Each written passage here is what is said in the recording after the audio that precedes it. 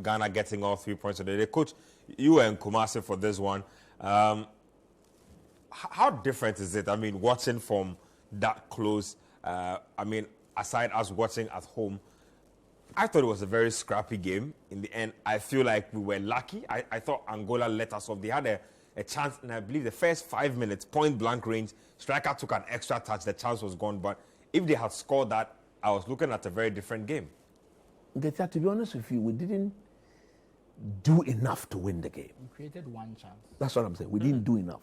For being the home team, we didn't do enough. Our play wasn't exciting. What would you put that down to? New coach, new team assembled? I think new coach, yes. Not having too many training sections with the team to get them to accept exactly what he wants them. I believe he had only one proper training session with the team. And I also think that the selection on the day, especially in midfield, was a bit not good enough. The inclusion of Edmonado, look, like I said on Sports Panorama, all those closer to the young man should tell him that if he could go to the Bernabeu and boss it, whenever he's playing for the Black Stars, he shouldn't see himself as a player who is just playing to justify why he's in the team. He should see himself as being good enough to compete with anybody in the position. Because the manner in which Partey had to micromanage him, his movement off the ball to help Partey play was absolutely appalling. This is the zenith. This is the apex of Ghana football. For me as a technical, when I'm watching, I'm seeing your midfield partner virtually directing you on what to do at the least opportunity. Then I begin to ask myself, come on, man, what is he doing there? He shouldn't be there because he looks completely lost. That is one point. Point number 2, there were 4 occasions where he needed to pick the pass. When I say pick the pass, the technique in execution, the proper weight behind the ball, under no pressure at that level, you can't get it wrong. You can't.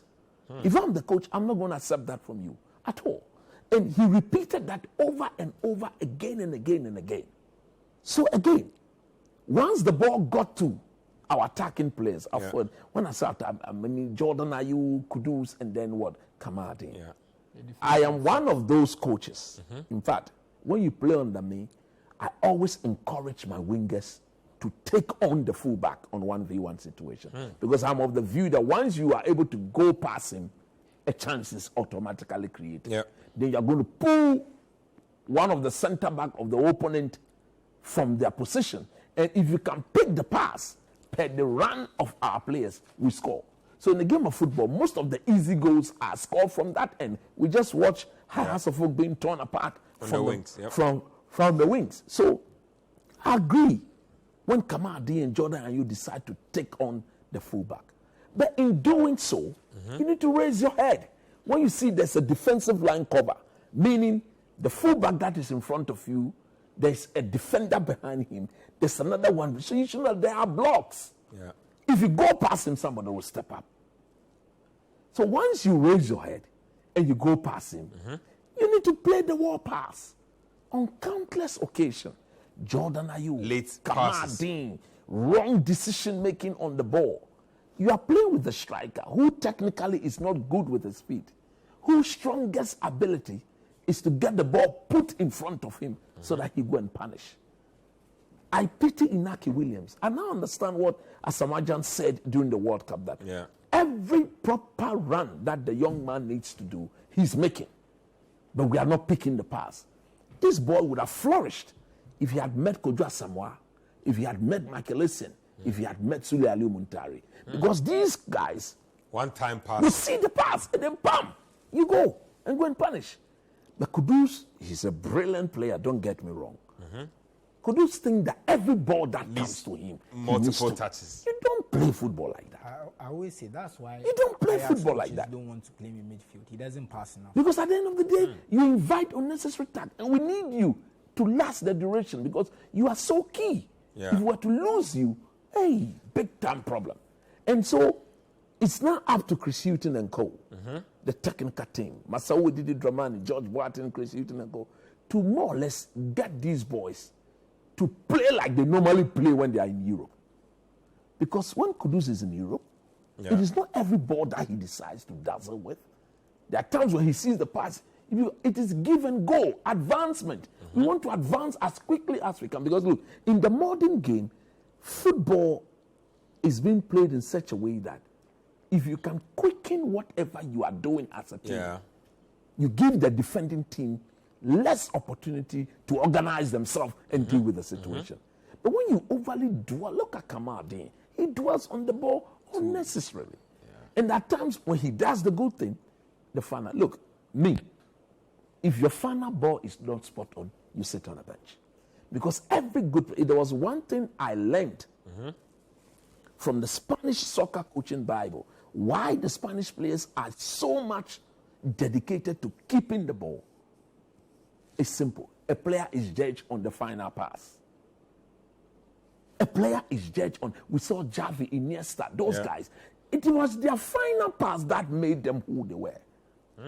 So if you do all these things and your final pass is bad, you never play under me. You sit out. So we are telling the coach, Kamaldeen is a fantastic 1v1 player. It's a player you want to have in your team. But please, he's a young man undergoing development. Begin to raise his head. Let him raise his head. Let him see what is ahead of him so that we can benefit from his runs, benefit from his take-ons. Because if it is going to go like this, then it will be termed unproductive. If you look at the energy he burns, whatever he does, it's absolutely, there has to be an end product to that. Let me comment a bit on Thomas Partey. Look, I think, again, the technical team will have to look at Partey and say, we have one of the best passer of the ball in the world. Angularly, he will get it right. Vertically, he will get it right. Sideways, he will get it. But if you study Partey, most of his passes has to do with the forward passing. At Arsenal, he's able to dazzle and more or less dictate game because there's lots of movement ahead of him. I said this during the World Cup. That one of the reasons why we shouldn't think of playing Andre Ayew in the number 10 role is because he doesn't move a lot. And that more or less hinders Partey from influencing the game the way we want him to do. So he should be told. Jordan should be told. Joseph Pencil, all the guys in front of him, when he gets the ball, give him multiple movements. He will pick the best pass because he's that technically brilliant and good. Look, I saw him play on Thursday and he reminded me of Michael Essien. Whoever watched Essien play, Kudra Samoa, the passes, look, the passes count on the ball based on the movement. Look at Asamoah Gyan at the time. He's always on the move. Essien is always on the move. Appiah is always on the move. Because there were a lot of movement, they could pick the pass. But the players were walking. I agree, the sun was absolutely blazing. Even for where we were sitting, you could I feel agree, it. we could feel it. But at the end of the day, you can only make it simple for yourself if you play the game simple. And a word to the technical team. I've always had issues with when the technical team sees the obvious and tend to delay in the decision making. Edmado, in my view, shouldn't have returned in that second half. Yes, Salis didn't come early, but you don't give Salis 15 minutes or 30 minutes to come and impact the game. In fact, he was the one who impacted the game alongside Joseph Pencil and then, of course, Semenyo and then what? Osman Bukari. We've got good bench. So when those, look, if you give those on the pitch 60 minutes and they are tactically not performing, they need to go. If you have a bench, why are you waiting for? Come on, put them up and throw these guys in. I thought the subs took too long. Too long. Let's get to another issue that's coming up. So Mohamed Salisu misses the game through a knock. I believe Dennis Odo is missing the game as well through an injury. Jiku, of course. Jiku, of course, is also missing. And then Andre Ayew. But asterisks on Andre Ayew because, again, I mentioned it on Friday. People were trying not to read meaning into it. But I always say that everything around our captain is more significant than it appears. Now, after missing 90 minutes, the FA says that he's injured. He's returned to Nottingham Forest's team. I don't know how to feel about this. I'm sort of surprised, but again, so I don't know what you make of all this. Andre being injured, not playing. I just want to add 2 things to what Coach said about Thomas Partey and the movement. So Thomas Partey is 2nd in the Premier League for passes into the final third, and he's 9th for progressive passes. 2nd in passes into the final third, and 9th in progressive pass. So this is a very good passing player. But then when I look at the players that were in front of him, they are not particularly good passers. They are good dribblers. They can get into positions to make things happen, but their pass is not their strength. When I see Kudus play, there's a reason Kudus has scored like 12 goals, 11 goals, but has only 2 assists. He's not a creator in that way. He can get himself into good positions, but his final ball is not his strength in that way. We look at our other players, and so when Inaki was making those runs, that's why they weren't able to find him. Yeah. Because that's not their strength.